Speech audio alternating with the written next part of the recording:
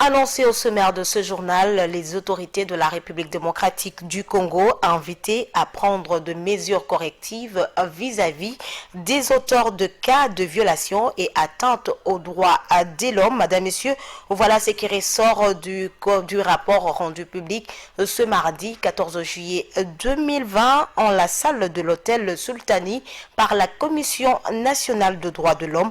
Un rapport qui s'étend sur une durée allant de décembre 2019 à mai 2020. Les détails avec Jean-Paul Moubiaï.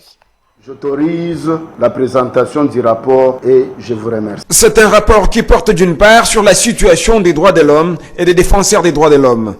La CNDH a, dans l'intervalle du mois de décembre 2019 au mois de mai 2020, enregistré dans ses rapports publiés ce jour des pertes en vies humaines lors des attaques de populations à l'est du pays, lors des manifestations publiques à Kinshasa, dans le Haut-Katanga et au Congo central, ainsi que lors des suivis de l'application des mesures de port obligatoire de masques à Kinshasa. À l'occasion, quelques recommandations ont été formulées à l'adresse des gouvernants.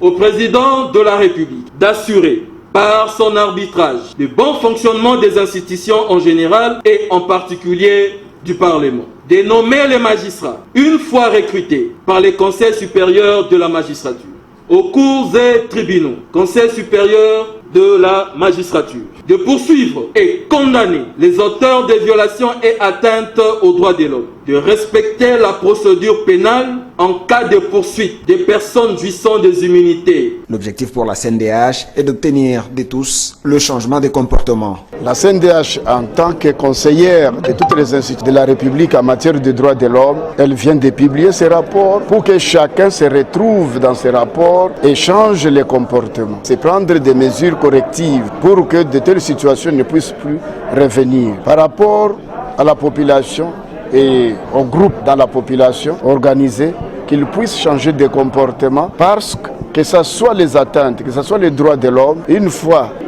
violés par l'État ou par les individus, c'est l'État qui est mal coté sur le plan international.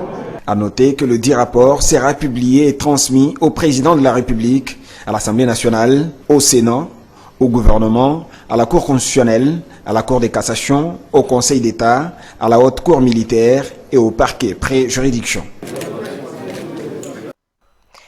Autre chose dans cette session d'actualité, la marche